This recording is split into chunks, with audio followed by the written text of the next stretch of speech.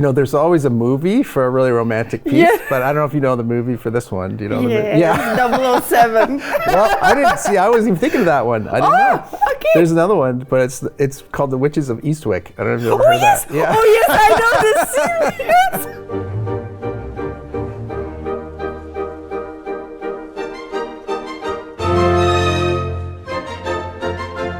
Hello, my name is Isabelle Fournier. I'm principal second violin with Symphony Nova Scotia, and today this is the prelude to Dvořák's Cello Concerto presented by Wilson Security. And I'm here with our wonderful trumpet player Curtis Dietz. Hello. Hi Isabelle, how are you today? I'm good. Good. I'm good, thank you. How are you? I'm ready for this concert. It's going to be really exciting. It's wonderful stuff to play. So the first thing I guess we should talk about is the first piece on it, which many people don't know, is the Brio. Yes. By John Estachio. Yes. Yeah. Now, do you remember some Estachio pieces? We've played quite a few, haven't we? Yes. And I really like his music very much. I think he's one of my favorite Canadian composers at the moment. Yeah. And I find his work really convincing and really well written. And Well, this piece I know was written for the National Arts Centre Orchestra back in I think it's 2013. They premiered it and he took it on tour to China. My good friend Karen Donnelly is the principal trumpet in NAC, and she was telling me about it. And it's interesting that it was commissioned in memory of Malcolm Forsyth, another one of my very favorite composers, Canadian composer, who passed away sadly around that time. And his daughter was principal cello of NAC for a long time, not there now. What I think I love about his music is so rhythmic. And that sometimes contemporary composers don't always do as rhythmic things anymore. Like it tends to be a bit more atmosphere. But he's always about rhythm, and I just love his music for that, Yes, I agree with that. Yeah, that's when I think of his music, rhythm plays a big part in it, and it's a fantastic piece, though. It's very articulated, lots of fast notes, lots of dynamic explosions, I guess, or contrasts and things like that, which also, obviously Dvořák has lots of that too, but in a different way, But the concerto, now, I'm interested what you think about this, because it's such a famous concerto. Right? And it's absolutely. But we actually haven't done it a whole lot of times. I remember we've done at least a couple, right? Yeah. And it's true, it's quite a while now since we've done it. And this piece, I find it extraordinary because one thing is that the orchestration is so huge, and I think it's a big romantic orchestration. I think the only instrument missing is the fourth horn or something like that. Apparently, it took him a while to be convinced that the cello was an instrument for which he could write a concerto, because apparently he himself said that he liked the middle range of the cello, but he thought the top sounded like squeaking wood and the bottom range sounded a bit bumbling, and he wasn't convinced.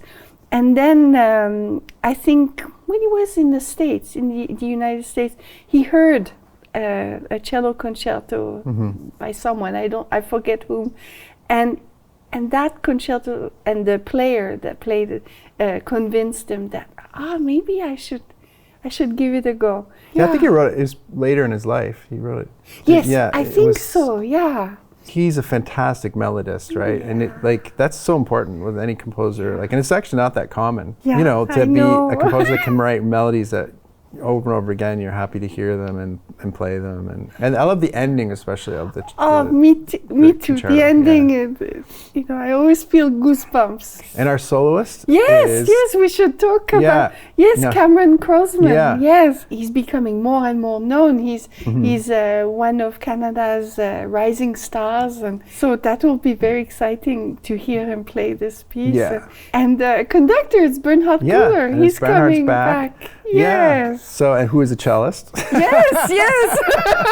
So, this pretty much can't go wrong, I think. For the audiences in Halifax, they'll be so happy to see him again, And for us, it's special to do this program Yeah. with him. And Yeah, that's great. So the symphony then is follows by the symphony, the 8th symphony, which is, you know, the opening of that is a huge cello moment. So it's kind of segues nicely, doesn't it? Yes, very much. Last year we spoke about the 9th Symphony, and last year had a flavor of the New World. Yeah. But this one is very much Bohemian, isn't it? Yeah. And he wrote it in a very short space of time, I believe. Oh, I really? think 2.5 months. Okay. And so the piece feels very convincing to me. I always like asking you about the violin parts because I don't. I mean, I suppose I should talk about the trumpet parts, which are big, but I love the waltz. Yes. Is that seems to lie so nicely on the violin? Is that nice to play? Yeah. It's so beautiful. fun to we play. have a few little things in there, but I really love that waltz, and it's really, really Bohemian fun to play. Sort of feel to it, right? Yeah. But the trumpet parts, the brass parts are, for us, really well. He always likes broad brass sounds, like in the New World Symphony, and this is no exception. But it's very fanfare-ish, you know, and but we played together. The two trumpets are almost always together, unison. Okay. So it gives this kind of like vocal quality to it. And I'm really lucky. I'll just say we're having a really special guest principal trumpet for the show. Is James Thompson, who was the principal trumpet in Montreal for many, many years and played on all those recordings. And he was one of my mentors and teachers, and he's going to come and play. So I get to play with him this amazing piece, which I'm so lucky. And everybody should come just to hear Jim play this because he's so amazing at this kind of stuff. There's a fanfare at the end for trumpets on the last one. Yeah.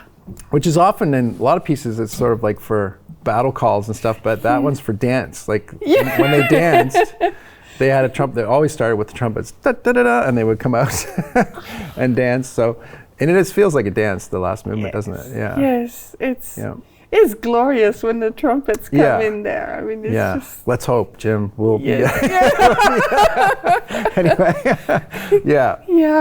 it's going to be really fun. Always great to see you, Isabelle. Always. Yeah.